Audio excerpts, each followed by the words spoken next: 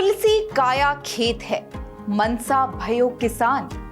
पाप पुण्य दो बीज हैं, बुवे सुलुने निदान। इस दोहे में तुलसीदास जी कहते हैं कि मनुष्य का शरीर एक खेत की तरह है और मन इस खेत का किसान है। किसान जैसे बीज खेत में बोता है, वैसा ही उसे फल मिलता है। ठीक इसी तरह कर्मों के अनुसार ही व्यक्ति को पाप या पुण्य का फल मिलता है।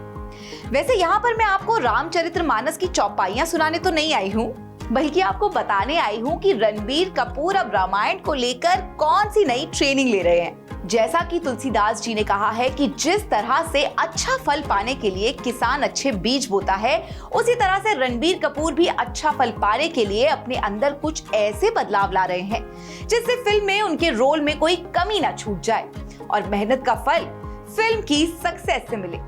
जी हाँ, रणबीर कपूर अब श्री राम के रोल के लिए आर्चरी यानी कि धनुष बाण चलाना सीख रहे हैं। इसके लिए बकायदा वो प्रोफेशनल ट्रेनिंग भी ले रहे हैं।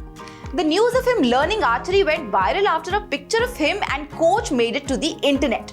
अब श्री राम के किरदार को पर्दे पर उतारना कोई आसान काम तो है नहीं। ऐसे में रणबीर कपूर कोई भी ऐसा काम नहीं करना चाहते जिसके लिए बाद में लोग उन पर उंगली उठाएं। इसलिए उन्होंने तीरंदाजी की ट्रेनिंग लेनी शुरू कर दी है। तीरंदाजी एक ऐसा खेल है जिसमें फोकस, सब्र और एकाग्रता को बहुत महत्व दिया जाता है। इसलिए रणबीर कपूर आजकल शीर्षासन कर रहे हैं, जो शरीर की एकाग्रता, संतुलन और मुद्रा में सुधार करने में मदद कर सकता है और तनाव हार्मोन को कम करता है। सिर्फ यही नहीं, रणबीर कपूर इस रोल में कुछ ऐसे घुसे हैं कि वो असल जीवन में भी भगवान राम जैसे बन गए हैं। उन्होंने अपना जीवन एकदम सादा कर लिया है। रणबीर कपूर अब क्लीन शेव्ड रहने लगे हैं। उनके चेहरे से अब वो हल्की दाढ़ी मूंछ भी चली गई है। यही नहीं, रणबीर कपूर अब पूरी तरह से वेजिटेरियन हो गए हैं।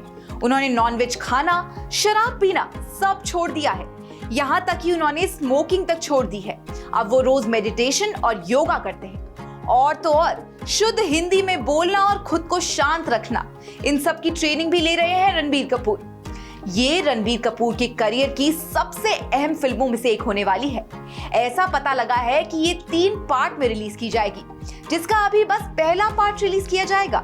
इसमें सीता हरण तक की कहानी होगी, जबकि आगे की कहानी दूसरे और तीसरे पार्ट में दिखाई जाएगी। रणबीर कपूर से श्री राम बनने तक का सफर काफी कठिन रहा है, जिसके लिए रणबीर ने जी जान लगा दी है।